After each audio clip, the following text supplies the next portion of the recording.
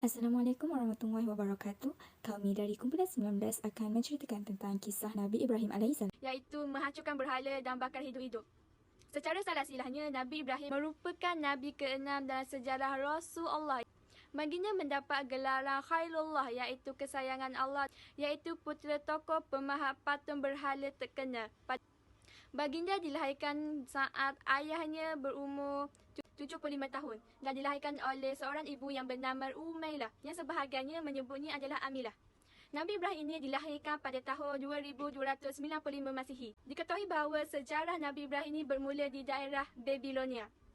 Sebagai seorang yang mulia, tugas Nabi Ibrahim ini adalah sangatlah berat. Hal ini kerana baginda dilahirkan di tengah masyarakat jahilah yang begitu musyrik dan juga kafir. Ketika itu ayahnya adalah seorang pembuat patung berhala yang juga meyakini bahawa patung tersebut adalah perantara manusia dan juga sang Khalik. Ditambah lagi masyarakat jahiliah pada zaman Nabi itu mempunyai seorang penguasa yang bernama Raja Namrud yang percaya bahawa dan juga mengakui bahawa dirinya itu adalah Tuhan. Dan anehnya sekali, ramai yang percaya akan pengakuannya itu. Semasa kecil, baginda diasingkan ke dalam hutan, di dalam sebuah gua yang mustahil ditemui oleh semua orang. Hal ini dilakukan dalam bentuk penyelamatan kerana pada zaman itu Raja Namrud mendapat ramalan bahawa ada seorang laki-laki yang dilahirkan di negerinya akan mengalahnya. Oleh itu, Raja Namrud membuat peraturan untuk membunuh setiap bayi laki-laki yang baru lahir. Oleh sebab itulah orang tua Nabi Ibrahim ini mengasingkannya ke dalam hutan.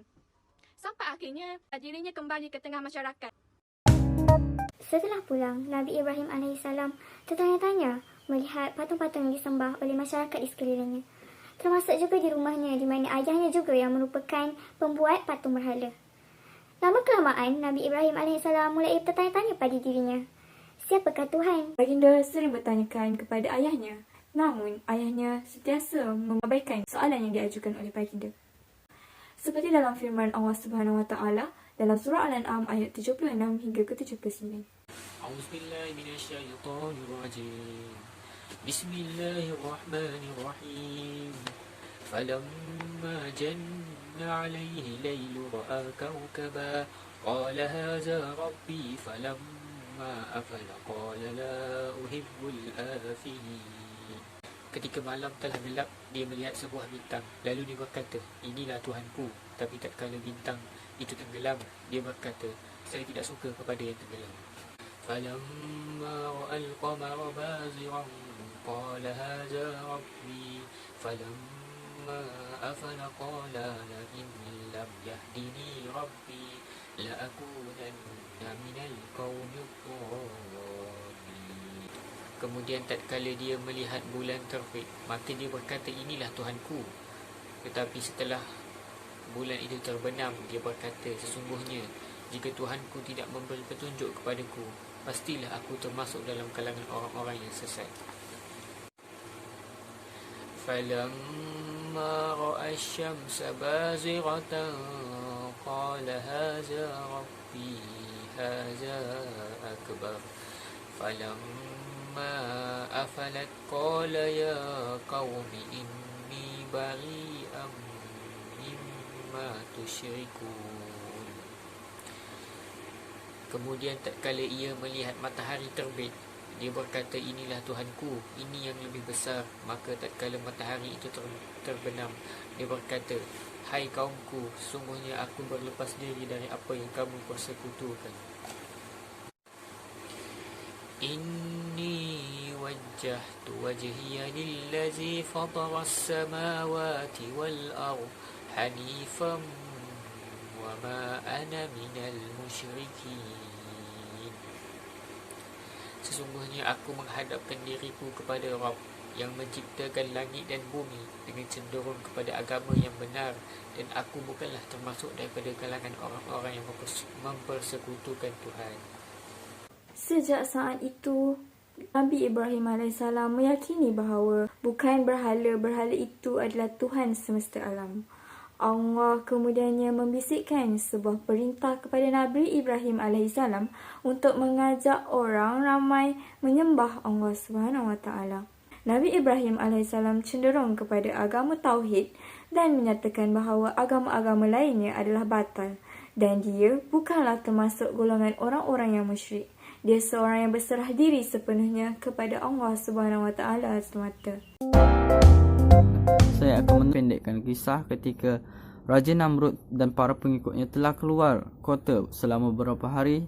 Nabi Ibrahim AS telah merancang untuk menghancurkan 72 berhala dan meninggalkan hanya satu berhala yang bernama Al-Uzza. Raja Namrud telah bertanya kepada para pengikutnya, siapakah yang melakukan ini? Maka para pengikutnya menjawab, ada seorang pemuda yang tidak ikut bersama kita, iaitu Nabi Ibrahim AS. Maka Nabi Ibrahim pun ditanya, adakah kamu yang melakukan ini? Maka Nabi Ibrahim AS menjawab, tidak, mungkin berhala yang besar itulah yang melakukannya, kerana ada kapak bersamanya. Maka Raja Namrud telah menjawab, mana mungkin patung berhala dapat berbuat seperti itu?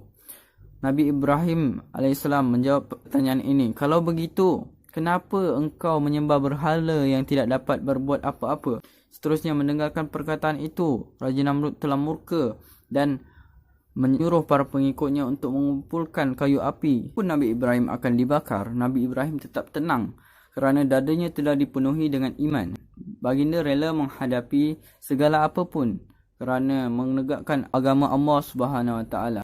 Maka Nabi Ibrahim berkata, ya Allah, engkau Maha Esa di atas langit dan aku sendiri di bumi ini. Tiada seorang yang menyembahmu di atas bumi ini selainku. Cukuplah engkau sebaik-baik penolong. Apabila Nabi Ibrahim dicampakkan, maka Allah SWT berfirman, hai api, jadilah engkau sejuk serta selamat sejahtera kepada Ibrahim. Seterusnya, setelah api terpadam hingga kayu menjadi abu, maka orang ramai takjub apabila melihat Nabi Ibrahim AS selamat dengan tidak terkesan oleh api yang besar tersebut. Apabila mendapati Nabi Ibrahim selamat dari tengah-tengah perapian yang membara, sebahagian besar orang berpegang pada pendapat masing-masing serta tidak lagi mengakui antara satu sama lain. Nabi Ibrahim AS berkata, sekalipun kamu memberi seisi bumi kepadaku, ketahuilah bahawa segala yang ada di bumi serta yang ada di atas langit adalah milik Allah Subhanahu Wa Taala. Seketika Namrud tertegun dan menjadi bisu di hadapan Nabi Ibrahim.